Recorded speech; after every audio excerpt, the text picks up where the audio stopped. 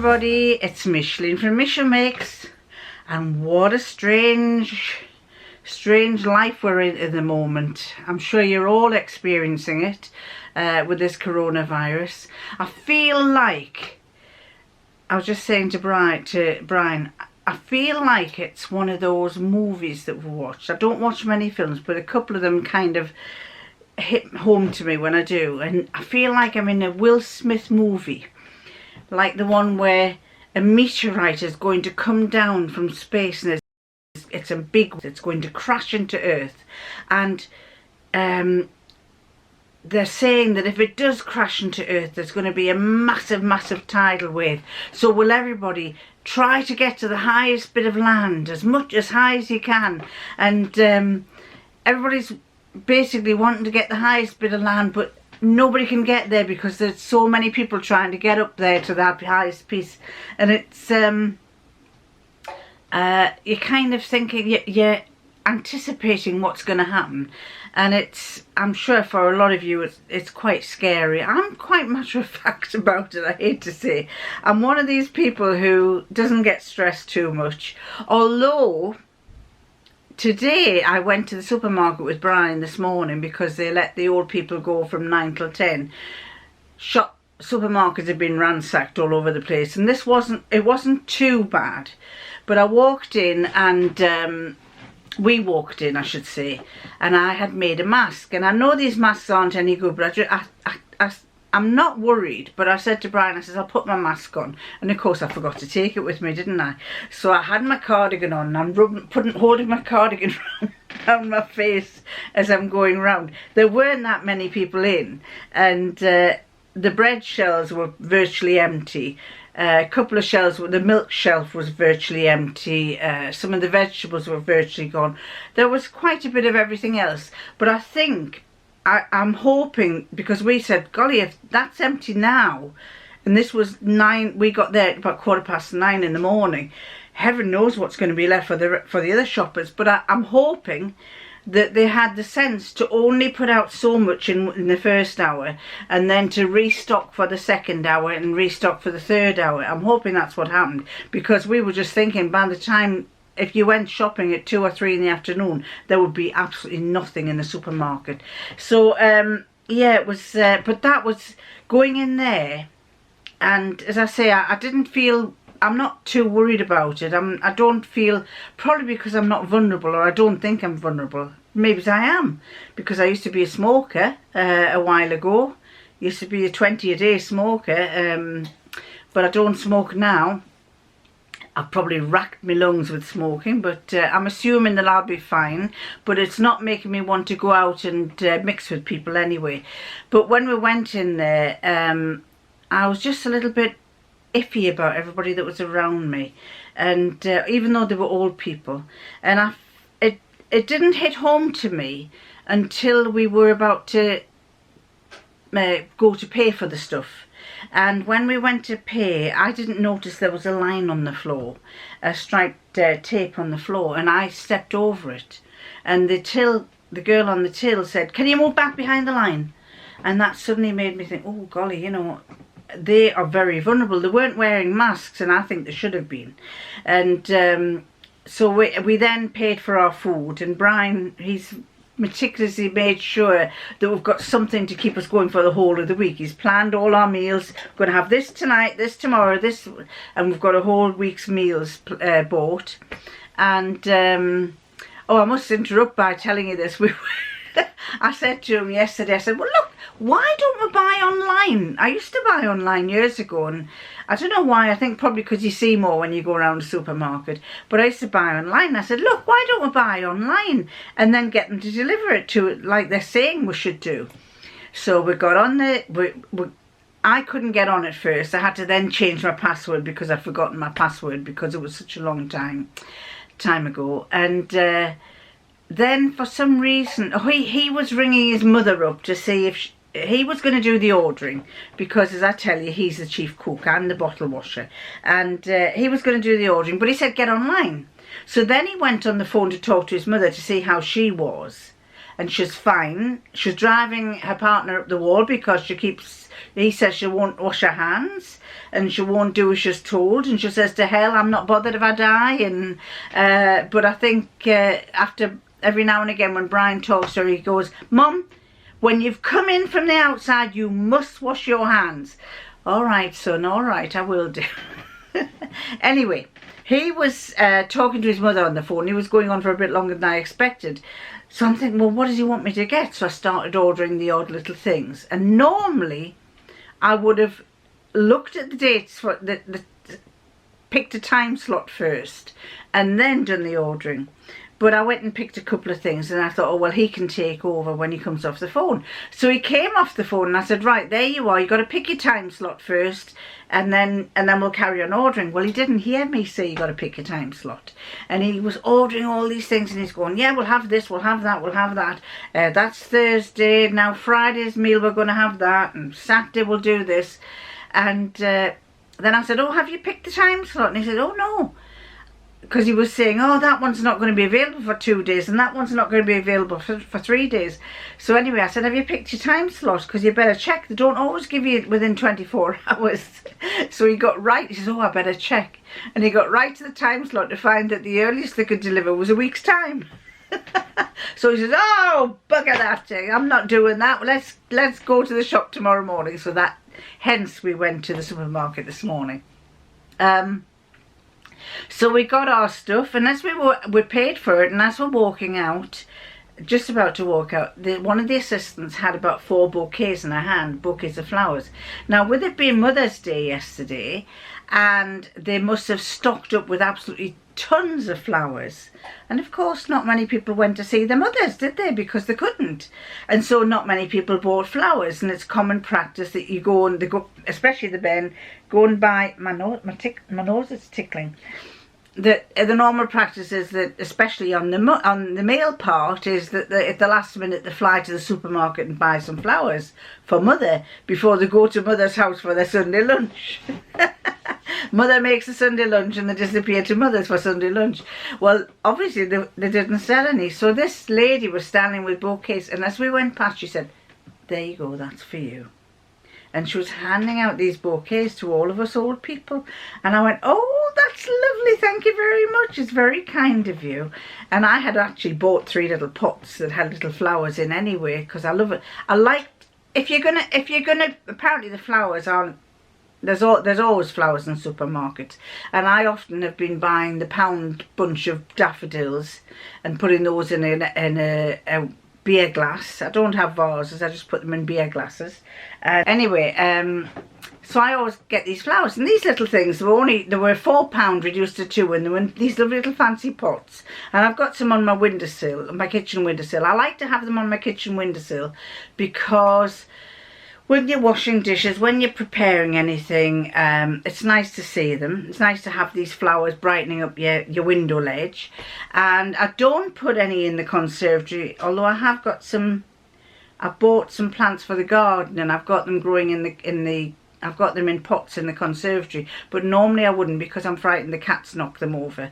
But these plants that I've got, I'm right into, and some of you might actually know them or be the same. I'm into them, and they're called heuchera. And you can get all these different colours, and I've got quite a few in my garden anyway, and some of them are bright purples, some of them are lime green, some of them are oranges, and I'm trying to build up my heuchera stock. So I bought 3 heucheras. Oh no, is it 3 or is it 4 heucheras from a company that grows solely heuchera plants. I'll put some pictures up here to let you see what they look like. And so anyway, she gave us this bunch of flowers, and I thought it was really, really very nice. So anyway, coronavirus, yes. Everybody's saying the same thing. It's really feeling weird, you know, and my sister in France, bless her, she's 75. She said the president's told them off so many times. They've been told about, I think it was a week and a half ago, that they have lockdown. They've got lockdown. You do not leave your house. The only reason you leave your house is to go shopping. and if you go shopping, they're only limiting so many per in a shop. And she said you've got to be going to the pharmacy, shopping, or I can't remember what else, but you can't even, in France, you can't even go out in the street to walk your dog. And she lives, her house backs down to the river, and she usually goes for a walk down the river with the dog, and she says, I can't even do that. She says, if I get caught, they will find me. So it's a total lockdown in France. Hazel, who lives in Spain, one of my viewers, she's in Spain. More or less the same thing, total lockdown. One person to go shopping into the supermarkets, not two, because they don't want anybody ransacking the supermarkets. And she's a little bit worried in case the internet goes down. I think she said that there's a possibility the electricity might be directed towards the hospitals. I'm not overly sure on that, but I think she said that. Still got a tickly nose. I think I've got a cat hair around my nose. Anyway,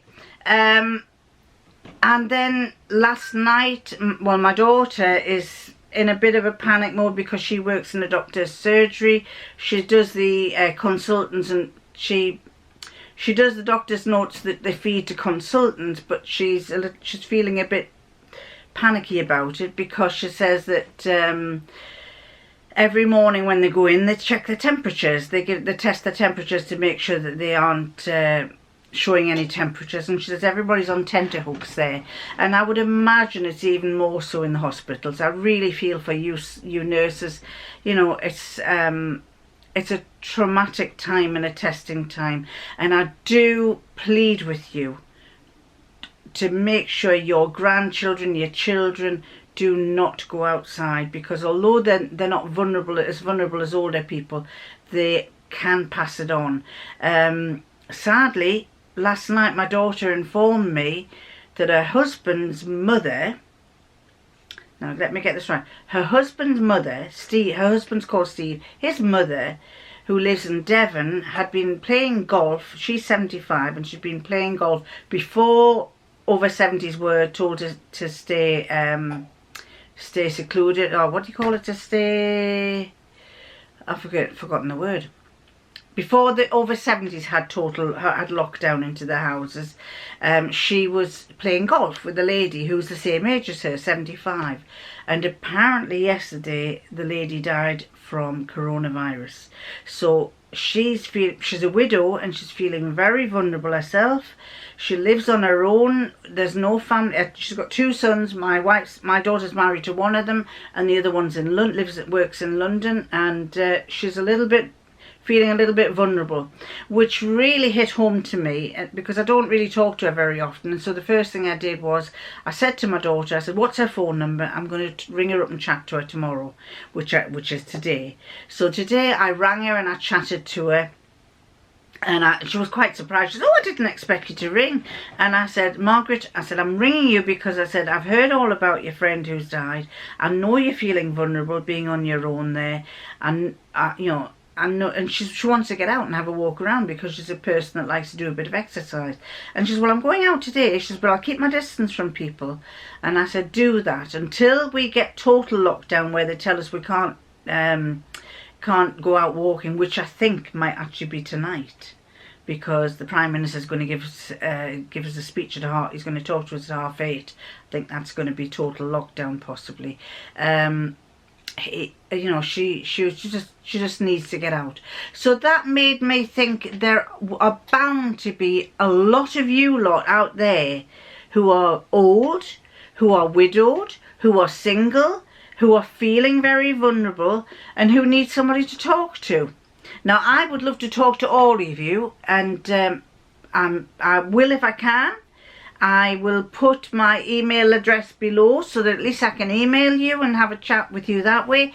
But if there's anybody who would like to have, let's say, a coronavirus partner, somebody who, if you let me know your name, and then if I can find somebody else that wants to have to talk to somebody, then you two can talk. You know, if you're a widow and there's another one that's a widow and you really need somebody to talk to, then get in touch with me and I'll try and put you together so that you can maybe talk on WhatsApp if you have WhatsApp, or you can email each other, and it's just some way of just chatting to each other. You know, it's a feeling that you're not on your own, because there is that vulnerability of being in the house on your own, not knowing what to do.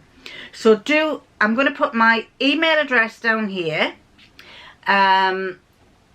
What else can you do? I'm on Instagram, and you can private message me on Instagram, or you can private message me on Facebook.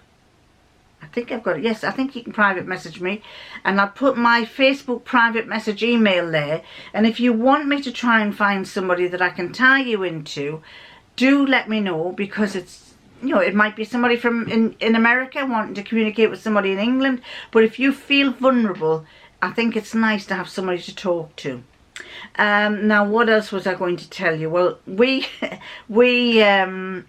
as you know, we work, and as you know, we sell trophies for sporting competitions.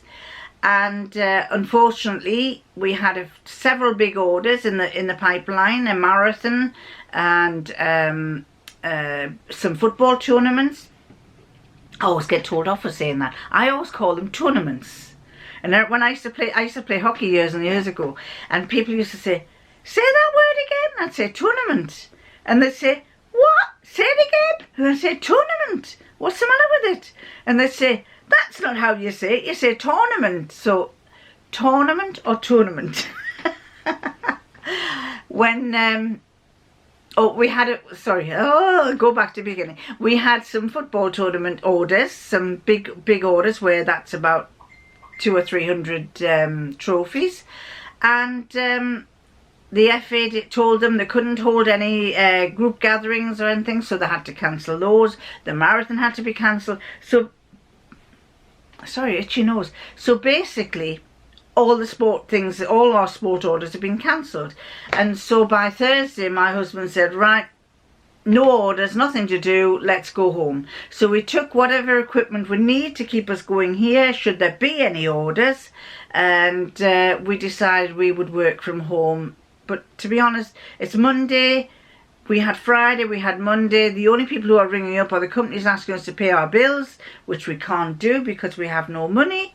And so today Brian has been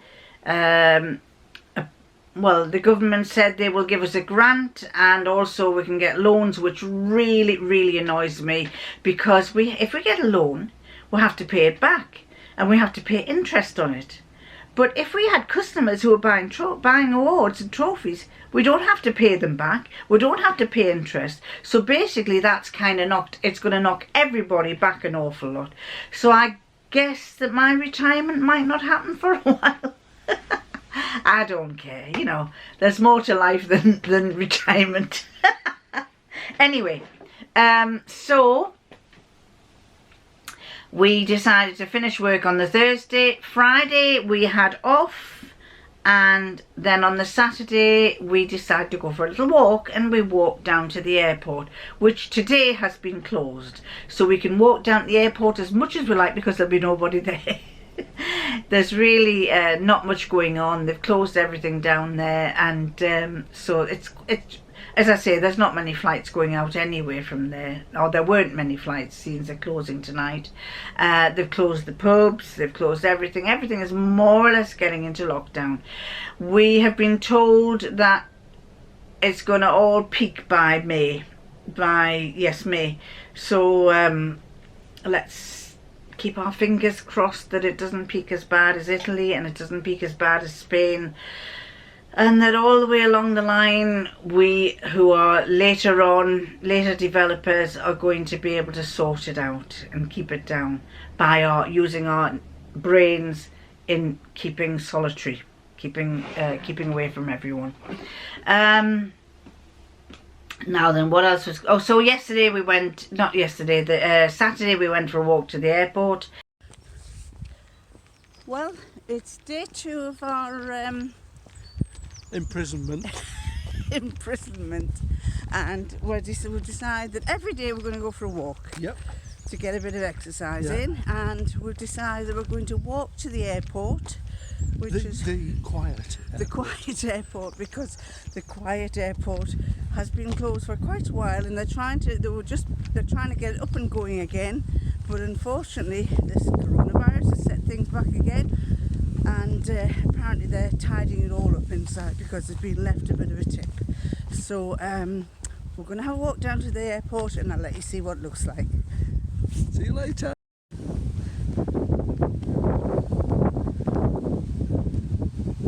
Lovely daffodils.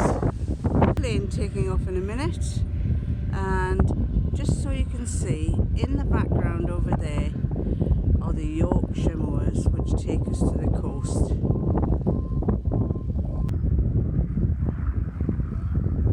This is our one and only plane. I think we'll have 2 planes go out a day. Well, we'll have about 5 or 6 actually normally, but this is one going off, a little one going off over the moors.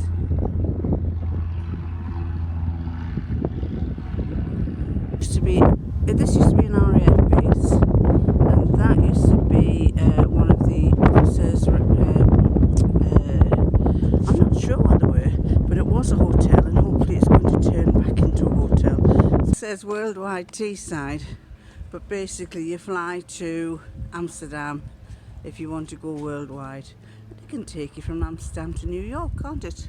It can, and probably will one day. One day.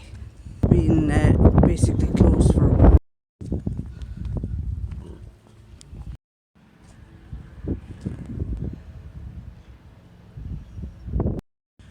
Mallorca, poolside from Teesside. Very nice. Oh, what would we give to be there? Self-isolating by a pool.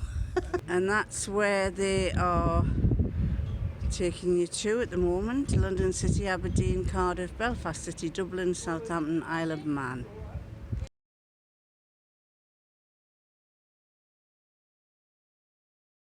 So round here we have junior football practice ground. The airport's right down there.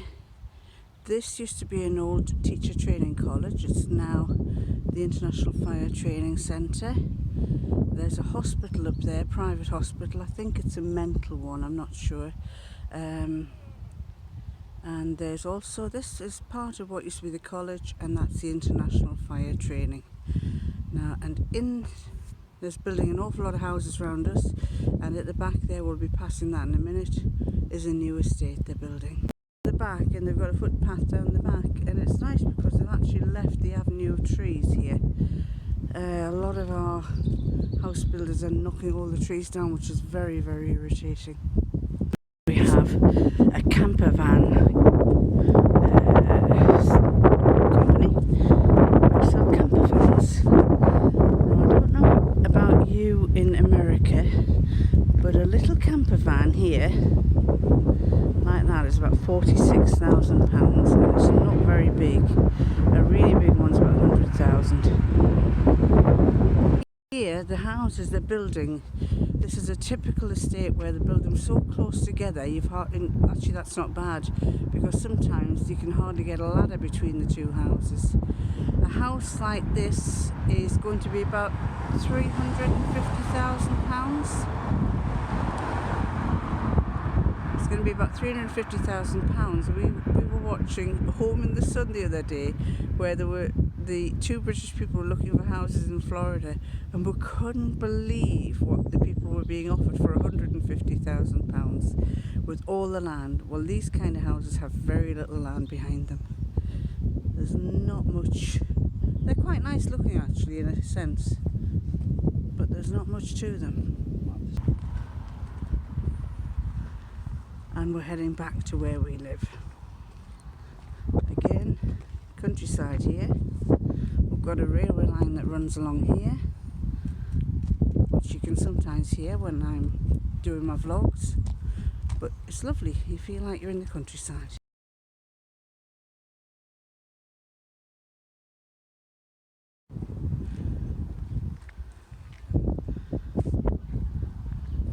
And this is our local pub, which has just been told, all the pubs and restaurants have been told yesterday that they all have to close.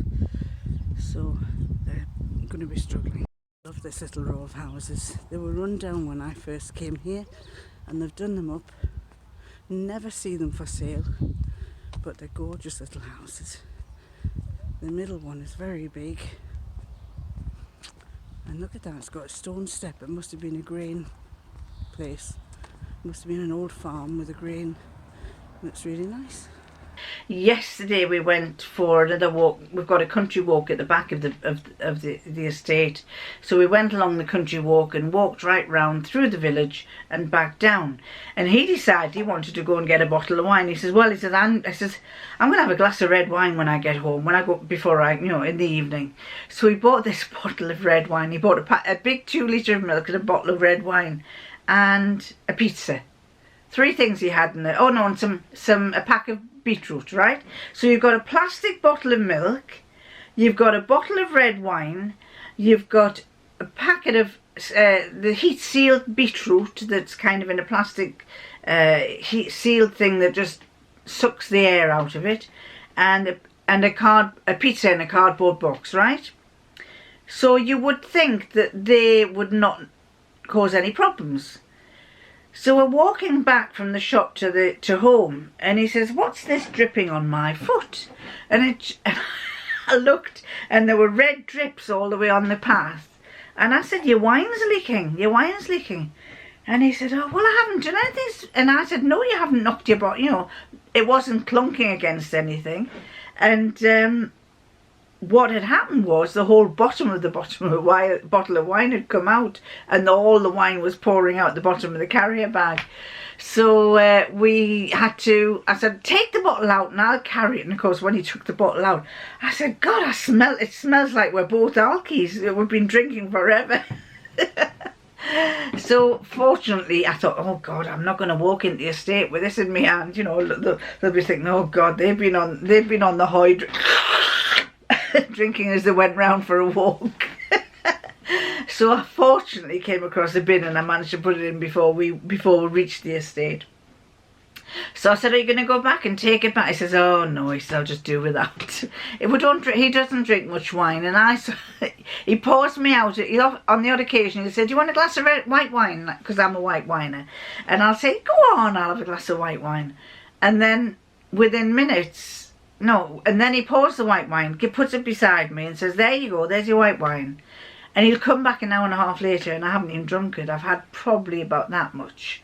And he'll say, "You haven't drunk your white wine."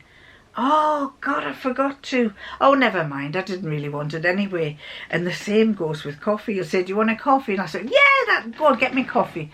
So I'll do a coffee, he'll do a coffee, and then I'll just take a couple of sips, and then I'll forget about it because I'm so engrossed in whatever I'm doing.